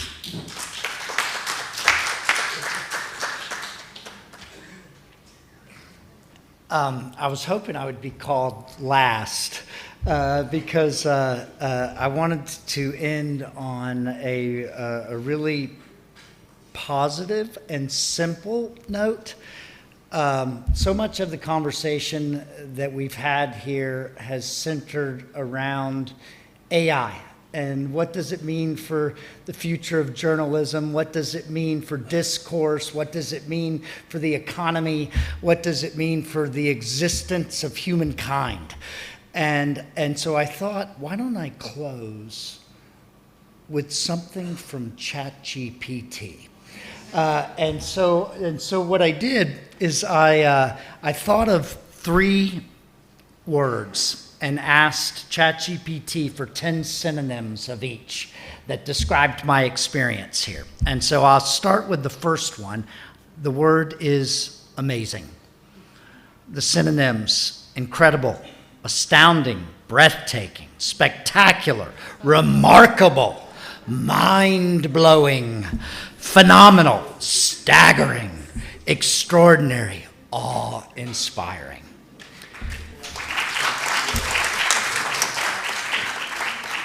The next, enlightening, illuminating, eye-opening, insightful, informative, revelatory, instructive, educational, thought-provoking, clarifying, awakening. Well, that's what we need, awakening. And then the last one, and I mean this one from the bottom of my heart, for all of the students, all of the presenters, all of the MCAP, BNU, everybody who worked to put this thing together and make it such a tremendous experience. The word is grateful. Thankful, appreciative, obliged, indebted, acknowledging, gratified, beholden, relieved, interesting, moved, and I think appropriate to the topic, respectful. And so, thank you. Thank you, Jason. Last but not the least, Dr. Eddy from Northwestern Qatar. Please.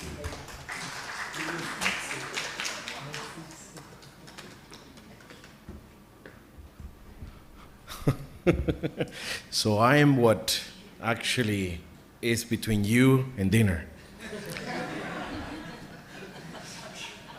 I'm gonna take my time. I want to first thank everyone. Although this is my first time in Pakistan in person, I've been working with MCAP for a number of occasions remotely.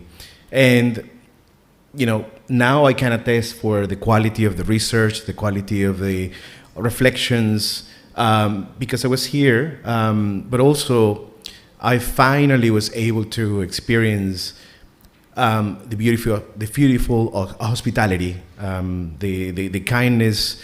I cannot really thank you enough. The way in which you had treated me, you have engaged with me in conversations. I'd rather be here than in ICA. That tells quite a lot. Okay. So I really enjoyed about the conference being the discordant note on AI. I really enjoy that. My role was to critique everyone saying the AI was going to be the next revolution. I really enjoy that. There's some sort of antagonic role that I had. I had to confess, and I said that in one of the panels, that I was actually quite strategically choosing panels to go that I knew that they were not going to talk about AI. I had to say that I really enjoy the gender and media panels. I went to both of them, and the research there was remarkable. Now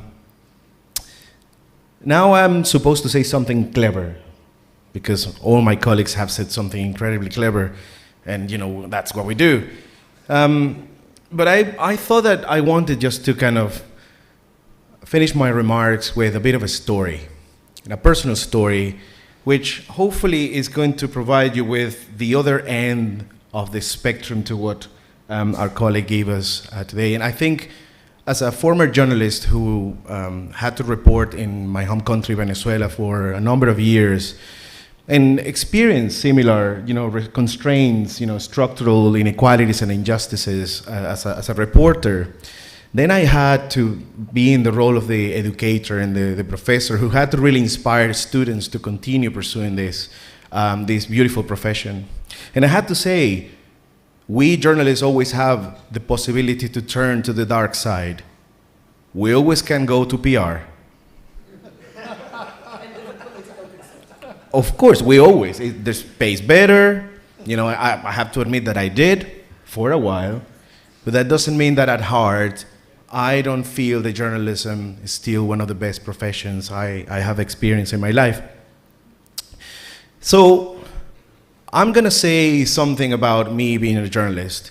I too, as many of you, train as journalists or not, I was also imposed this idea that journalism was one thing, was this universal definition, that we had to be the watchdog, to hold the powerful to account. I was too trained within those principles. When I went to the field to try to enact this form of journalism, I understood very clearly and quickly that I was not able to do it, that my life, my safeguard would be in jeopardy if I had to go and antagonize with the government. So of course, one of the things that many journalists do, and especially those in the Global South, that we learn is to be adaptable and to react quickly. And I had to learn a new way of doing journalism. And in that regard, I'm very, very grateful to see that what you are doing here in BNU in terms of community journalism is such an inspiring exercise, because that's what I actually had to do: go to the communities, engage with people, and that had stories to tell, beautiful hidden gems that often are disregarded by journalists because they are so engaged in fighting with the government. Those voices are still important. It is not fiction, or it is true that many journalists have to. So you're kind of, you need to okay. And the boss, when the boss says something, we need to kind of really quickly react. So I'm going to wrap it up quickly because I know that, okay. So for a long time, and this is a phenomenal globally, journalists have been detached from the voices that they are supposed to serve, And in that regard, that's basically what I did as a journalist my entire career.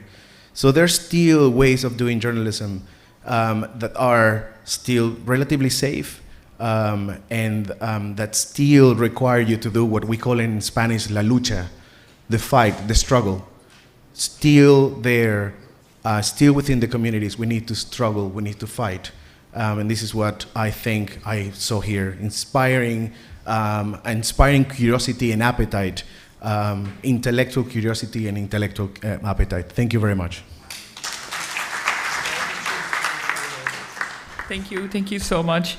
We're very fortunate enough to have UNESCO Regional Director Anthony Carr with us. Thank you so much for sponsoring this conference. We request you on stage for your comments, please.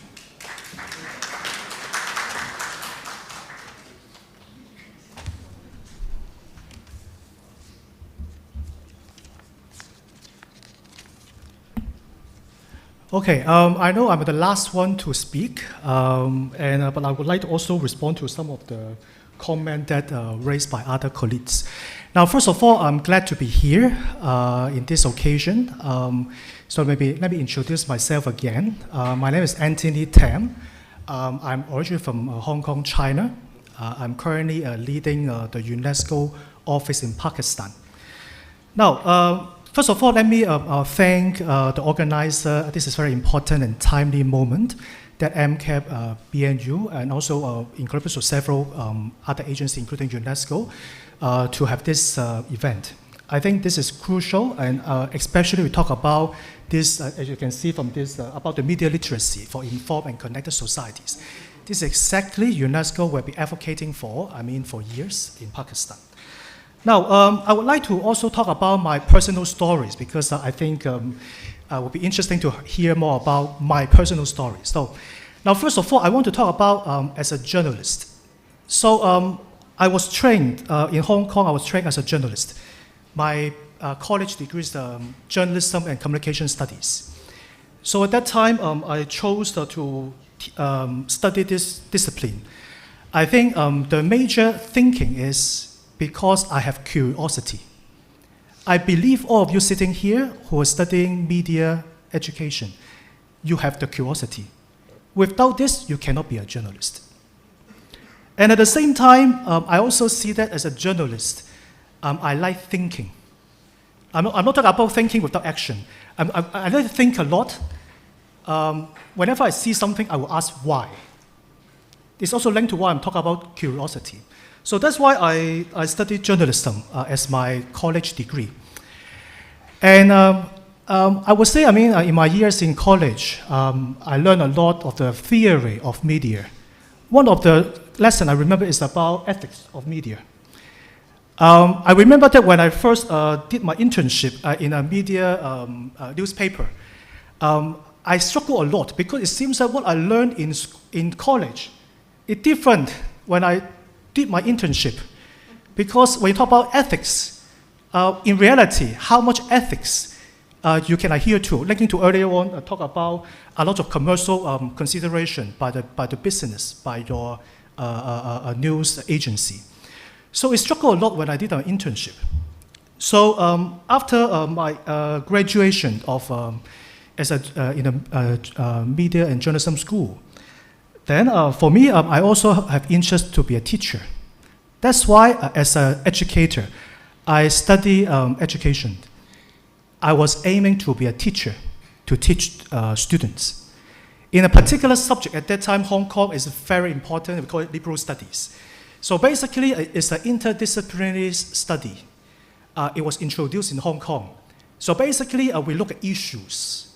And then as a teacher, we facilitate students to look at the issue from different perspectives. So this also aligns with what BNU here, you've been learning journalism. You're looking at things from different perspectives, interdisciplinary approach. I remember one example is that one of the projects I did was about climate change. So basically, I need to develop a lesson plan how to teach students climate change from economic angle, from media angle, from government angle, from different perspectives. Now, that is also linked to what I mentioned about the importance of thinking. Because what I train is not give knowledge to students. It's to train them how to think from different perspectives. So this is how I experience as an educator. Now, after I did my education degree, I realized that, okay, maybe I need to try different things. And then I entered as the civil servant in Hong Kong, as a government officials.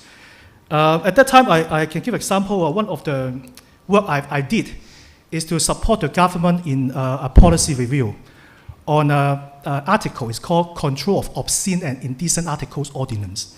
So basically, it's controversial in Hong Kong because it's a dilemma, how you control obscene and indecent articles circulated through media. At the same time, it's a question about press freedom.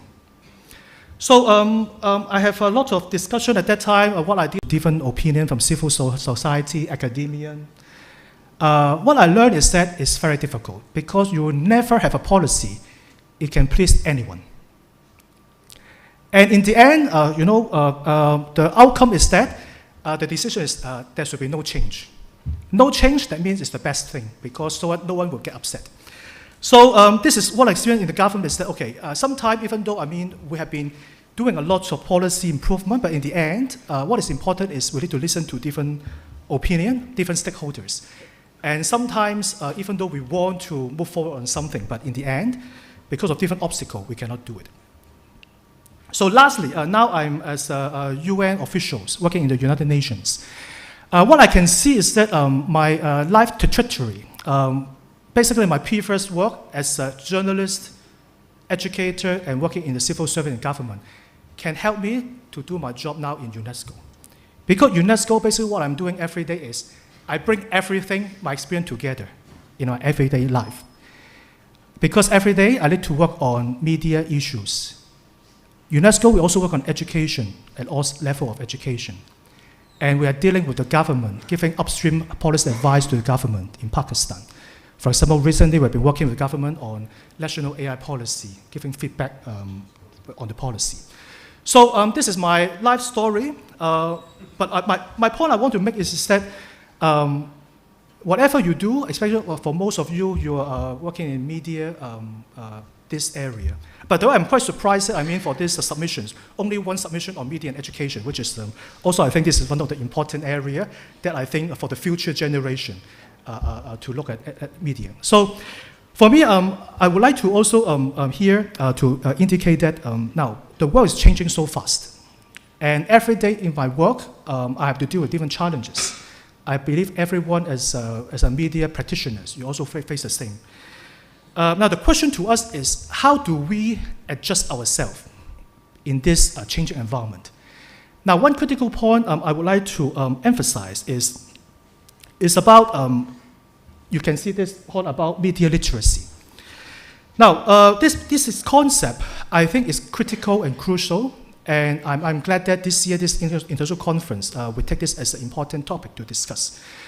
Because according to research by the Center for Analysis and Development, there are 63% of the Pakistani university students, they said that they are regularly exposed to disinformation online.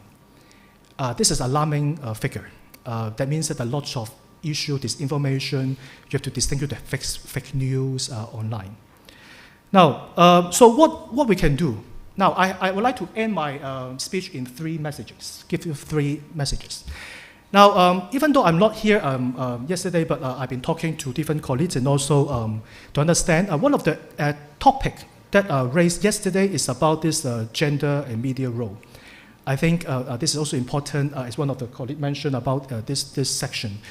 Now, one figure based on the UNESCO report, we realized that when it comes to talk about gender, there are 4 times more likely women are perceived as a domestic role in media.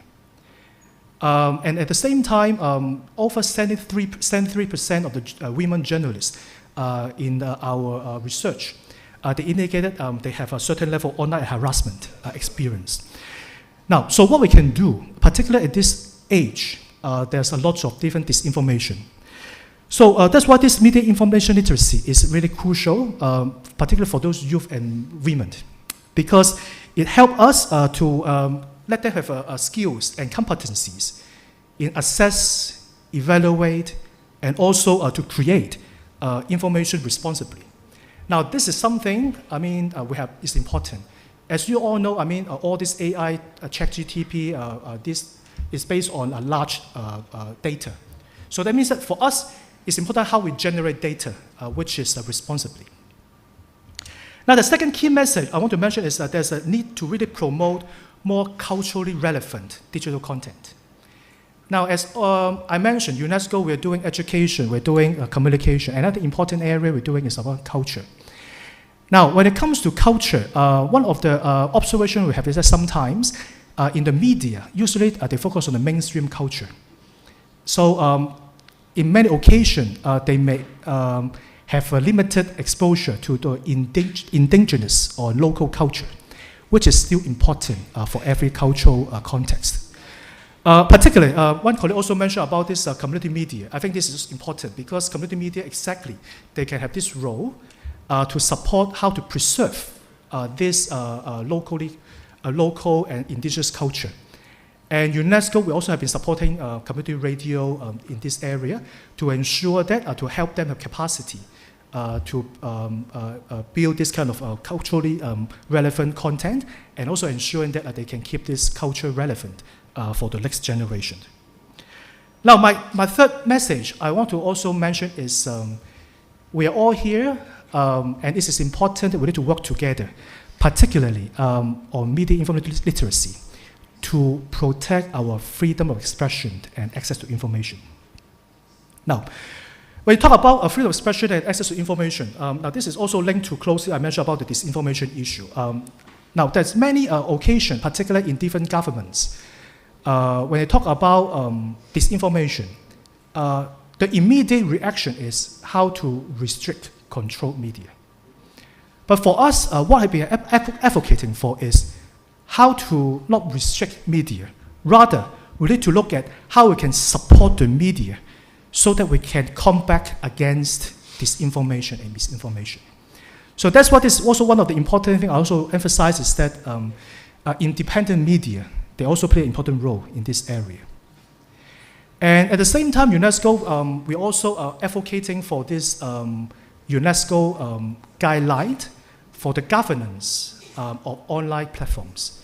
So we've been using this guideline to promote and advocate in the country how better the government to think about to work with the media with a multi-stakeholder approach to fight against disinformation and misinformation.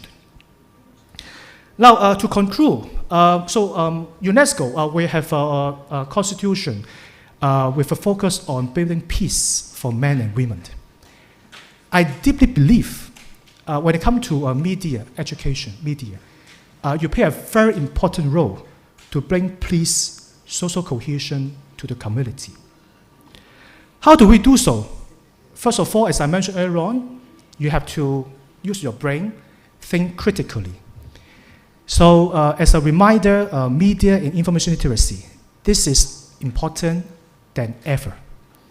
And I believe that through the 2-day conference here, you will learn more about this, how to improve media literacy, and at the same time, to play your key role as a media practitioner now and in the future to bring harmony, peace to the society.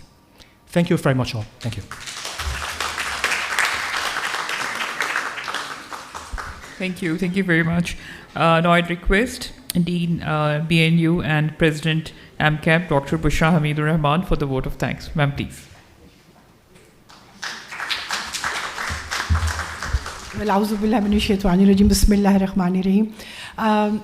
I have to do thank you, but I just wanted to say one thing. You know, we have this belief that when we want to live in the present, and how do we know that we should live in the present? And how do we know that we are living in present? That is when you are neither in a state of fear and also nor in a state of despair. You are in a state of despair when you have regrets of the past, and you are in a state of fear when you have issues with the future. So how do you know that you are living in the present? That is when you are living in a state of gratitude. And so with that belief, I want to say that we are really very, very thankful to all our international participants. Malik Sahab aap aaye hain, Dr. Baz, the Dean Faculty Skit, and all the other national media academia from all over Pakistan, the scholars, and Dr. Mudassar, Dr. Numan, mashallah, sab log aap idhar bhi tak baithe mein. As academia, we are taught, or probably as journalists, we are taught to be slightly academic and objective, but we believe that we are people of passion, we are people of love, we are people who believe that we need to work with our heart along with our mind. And this conference is all about that also. So though we were talking about critical skills, we were also talking about bridging divides, and whether there are two or more than that. Basically, the whole idea is how you empathize, how you understand the others, and how you need to be emotionally connected with everyone around us. So as an academic who believes in passion and love, and Svetlana, you are not the only one who gets emotional and who has tears in her eyes. We call you half Pakistani, and because we are also very emotional people here. I might sound very non-academic here, but honestly speaking, from the bottom of our heart, we are very, very thankful to all the international and the national scholars for taking out the time and being connected and empathizing with all of us around. And all what you've just said and all that I have been listening in the last 2 days actually touches my heart in the sense that sometimes I feel that the way everybody is sort of radiating love is something that, are we really worth that much love and affection and the bonding that we received in the last 2 days? So it was just not me, it's also about the entire academic faculty, academia. And I was just sharing it, my other faculty, other members of media academics, they were saying it's like a wedding. Every year we have media academics wedding. It's kind of a celebration. So that's why probably you preferred MCAP conferences over ICA, because in the weddings we all are in happy mood, jubilant, and we want to celebrate it with just not our presence but also with our emotions there, and we have that caring thing. So these conferences, the 10th International Media Conference, is basically a reflection of this particular fact that we believe in the process where we try in our own humble ways to be sources of love and affection and of bonding and of understanding and of being together. And this is the messages that we've been receiving from all of you in the last, just not in the last 2 days, but also in the last 10 days of our doctoral school. Having said this, I would really like, sometimes words are not enough, but I really want to say that the volunteer students who have been worked very hard in the last 2 days at SMCA, it's been so remarkable. I spoke to them the other day and I said, look, we have done our work and the future is in your hand. And the way SMC volunteers were there, were always present. So thank you very much. And, standing on their toes for good 2 days with a broad smile, that really means a lot. I would like to thank the faculty who has been so involved. Honestly speaking, thank you very much, TFT faculty as well as SMC faculty we had a little trying time in the last couple of weeks, but we managed it very well. And I think we are still smiling. That is a reflection that we've also enjoyed the process of this, organizing this conference. So thank you from the bottom of my heart. I would also like to thank our MCAP, very, very dear members. You see, I always say that I'm just the face of MCAP. I'm one of the co-founders of MCAP and a very, very humble member of MCAP. Now, by the grace of God, MCAP has a large executive body and also section heads. So if anybody comes to me and asks me, what do I need to do? And Zishan the other day was making fun of me. I said, look, I have to ask others. I can't take a decision on my own. So we are very thankful to the founding members, Dr. Abida, Dr. Zain, and also Fahad from Australia, and also the executive members who are not with us at the moment, and the section chairs was such a great support. And wo kehte na wo surf excel hai na, so that's how the MCAP team has been. Last but not the least, Dr. Anthony Carr, thank you very much for being with us, for supporting the cause, and we are looking forward to a lot of cooperation with you in the future. And as you just mentioned, it's just not interdisciplinary approach. We also believe in transdisciplinary approach, which is that the issues and the concerns of the societies that we are living in, they are more important, and how each disciplines can integrate and can work together to address the issues. And we believe that we just cannot afford to be talking about them now. We'll have to apply ourselves in a manner, in a passionate manner, that we actually bring the change. So thank you very much for being with us and taking out the time.